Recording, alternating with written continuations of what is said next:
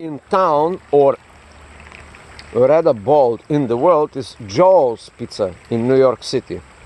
There's lines about 2 blocks long in the Midtown location of Joe Pizza, located in Broadway and 40th Street. So you can go there and see.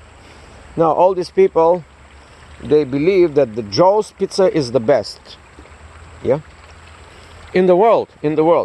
Soon Domino Pizza, Pizza Hut, or some of these global elitist corporations will claim that they are the only pizza in the world. Not everything else that it's pizza, it's not real.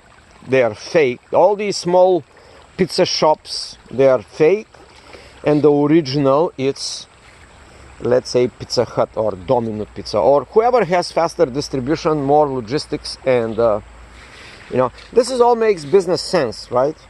Advertising, branding, all this stuff. So be careful when you go in the shop and read these articles of New York Times that is claiming that this pizza is the best pizza in Midtown or in downtown. These are all pre-written articles by a broke editorial writer who got paid about $600 to be, like they're selling their articles as though they're real, but it's actually advertisement. So if you have a pizza shop, you can call some of these so-called editorial writers, which are in fact advertising agents, and you can pay them like very small fee, about $600 or $500 or sometimes $300, and they're gonna write up a beautiful article how you was a small guy struggling and you made it in the big city, and all of a sudden this is the best pizza in the world. Do you understand what I'm saying? Famous Yoshik, do you understand what I'm saying? Yeah. And if you are a small owner, you're going to be very proud to post this article as a social proof on your window of your pizza place. But after all, this will not change the global direction of the big corporations that are going to eat your life anyway. Whatever you try to write up about your glorious business venture, it's not going to be noticed by the mob at large. They will be a few fans to believe that you are the best pizza in town, but they will be like your friends and a few promoters that you also have to pay by giving them free slices so they can say that you are the best in the world. And meanwhile, Domino and Starbucks are saying this. Domino is saying, Italian pizza is not Italian. We have invented the Domino pizza in 150 years ago. We were struggling, but we made it now. So no Italian pizza is pizza. It is Domino. In other words, by the all standard and stretches of the advertising and branding industry, you put the word Domino and then you put the equal sign. Domino equal the best original pizza. That would be your branding. And Starbucks equals coffee, and cappuccino equals Starbucks. And soon people will forget about what real coffee is, because the new people that will be born, they will not know about anything about coffee. They will just know about Starbucks. And this beautiful coffee here, like this thing, is called the Daily Bean, soon will be wiped out of the face of the earth, and will be a big corporation will capitulate this little coffee shop and will put their logo on the top of it, and they're gonna say, hey, that's the Starbucks, the river edition, because we have the river here. Is this too dark of a review about the globalization, monopolization? It's over long ago. Now it's the modern world is slightly unjust, and people are like, hey, we're looking for justice. And they keep going support Starbucks, and they are looking for justice. It's not going to work like this. As long as you support Starbucks and McDonald's and all these other people over there in the offices in Madison Avenue or in Park Avenue,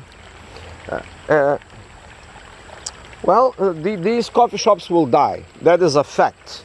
It may sound like a bold statement right now, but in 10 years, when I come here, I will see some ruins, or maybe I'm going to see a brand new building erected, and it will say Starbucks or something. So this will be all. By the way, when they put like the Starbucks logo here, they will be nobody will even pay attention that there is a river. It's going to be just, you know, a drive-through. You can just go to a window. There will be no people. In 10 years, there will be no people serving Starbucks. So it will be completely people-less society, where you will be the so-called consumer, and you will just go and say, or even in 10 years, maybe possible, even think of the idea of coffee, and the car will come, pick you up, will go to the drive-through Starbucks establishment, and you will not pay attention to the river, right? So all this talk here that I was talking today, starting about that this is the only coffee with where you can do this, will be in 10 years it will sound like a obsolete concept. Or what if the things turn around the opposite direction, huh? Or what if by some strange coincidence, or I'm gonna call it coinkedy, in the universe, all these mega companies like Google and Facebook and Starbucks and all these Illuminati establishments, what if they fall apart, huh? Of course, we know this is not gonna happen. We know through history will not happen. Or if they fail, some of them will fail due to mismanagement and like stupid people on the top. Some will fail, but a new monopoly will be erected on the top of the old ones. Yeah. Famous Jožik has to put some input on my thoughts. Let's interview Famous Jožik. What is she thinking about? Oh, I'm just enjoying the water. Doesn't my talk bothers you with all this complexity? No. No? It's not complex. Oh, it's the world as it is. Yeah. It is realistic. It Just is. your observations and analysis. Analysis is correct. I'm waiting for some Italian guy to burn himself in protest against the Italian coffee makers of the coffee machines, and to proclaim that the only coffee in the world is Starbucks and everything else is fake. This has to be Italian guy who for 45 years was the owner of a small coffee shop in Palermo, and all of a sudden he realized, wow, I was living a fake life. You know what I mean? Like from the Dostoevsky, you know this guy Ivanovich? You don't know the Dostoevsky character who at the end of his life he woke up with this terrible thought, and the terrible thought was, what if all my life was wrong? You know, this thing, it's like the most terrible realization a person can come, especially at his older age. And this is the character of Tolstoy, I think, not Dostoevsky, is not Tolstoy. Ivan Ivanovich, that may be me. He I honestly read them all, but I don't remember a character. A character who this was so vivid in my childhood when I read this guy, I think and he woke up realizing all his life, and terrible thought occurred to him, and the thought was, what if all my life was wrong?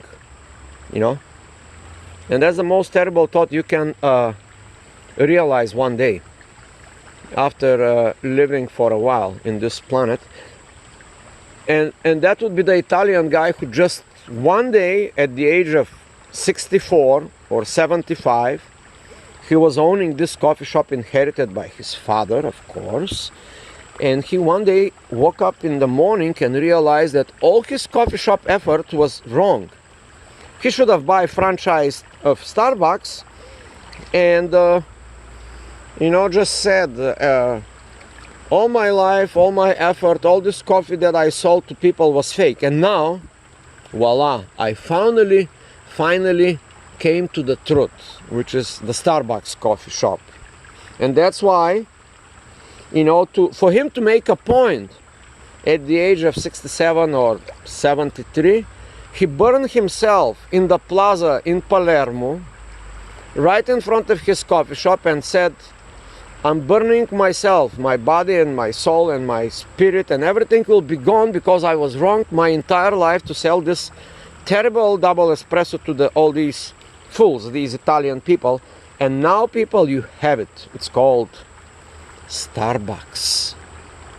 And no more Italian coffees, just Starbucks. And the CEO of Starbucks wrote him a check for like $25 to close the deal. That's it.